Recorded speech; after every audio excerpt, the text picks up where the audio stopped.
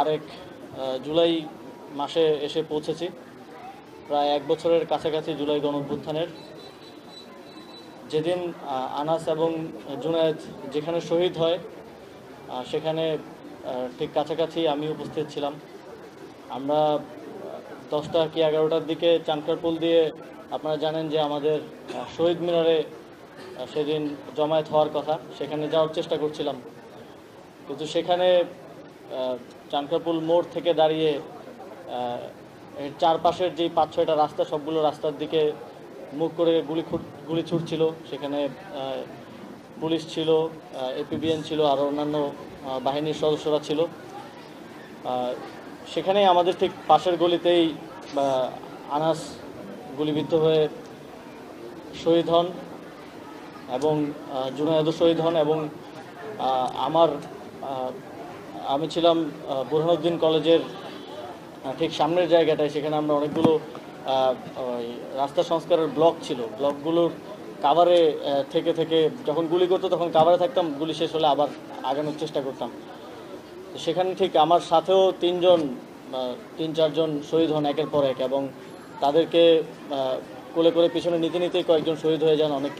আমরা অনেক কষ্ট করে ঢাকা মেডিকেলে পৌঁছাতে সক্ষম হই, যারা আহত হয়েছিলেন।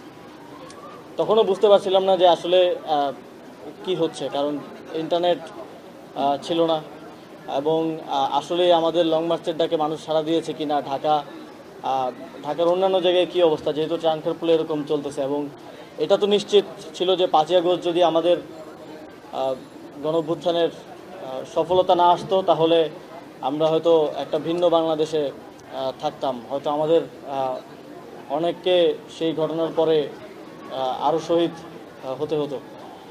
তবে আনাসরা, জুনায়েদরা আমাদেরকে ব্যর্থ হতে দেয়নি। তাদের মতো আরও শত শত মানুষ সেদিন চূড়ান্ত সফলতার জন্য জীবন দিয়েছে, বন্দুকের গুলির সামনে দিয়ে এগিয়ে গিয়েছে, এবং গণভবন দখলের মাধ্যমে এখান থেকে দীর্ঘ 2 যুগ ধরে থাকা ফ্যাসিবাদকে বিতাড়নের মাধ্যমে বাংলাদেশকে একটা নতুন বাংলাদেশ সৃষ্টির সুযোগ তৈরি করে দিয়েছে। এই শহীদদেরকে শুধু স্মরণে রাখা না, তাদের যেই প্রেরণার জায়গা থেকে, যেই দেশপ্রেমের জায়গা থেকে, যেই বাংলাদেশ গড়ার স্বপ্ন নিয়ে, আপনারা আনাসের চিঠিটা যদি দেখেন, সেখানে সে লিখেছে যে কেন সে জীবন দিতে যাচ্ছে, এবং লেখার ধরন দেখলেই মনে হবে যে আজকে শহীদ হওয়ার জন্যই যেন আনাস ঘর থেকে বের হচ্ছে।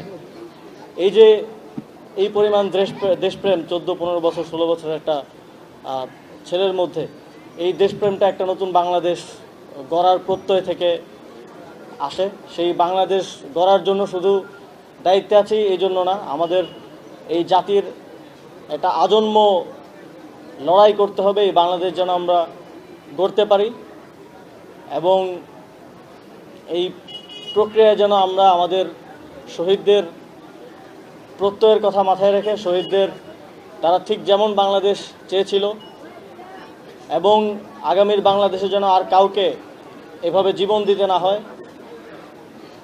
আর কেউ যেন ঠিক তাদের ট্যাক্সের টাকায় যেই বাহিনী আমাদের নিরাপত্তায় রয়েছে তাদের হাতে শহীদ হতে না হয়, সেজন্য বিচার নিশ্চিত করা থেকে শুরু করে কাঠামোগত সংস্কারের মাধ্যমে সেরকম একটি বাংলাদেশ গড়ার লড়াই আমাদেরকে চালিয়ে যেতে হবে। এবং এই লড়াইয়ে আনাস, জুনায়েদ, আবু সাইদ, মুগ্ধ, ওয়াসিম, তাদেরকে স্মরণ করে যেন আমরা সবাই দেশবাসী একসাথে সফল হতে পারি, সেই প্রত্যাশা রেখে আমার বক্তব্য শেষ করছি। আসসালামু আলাইকুম।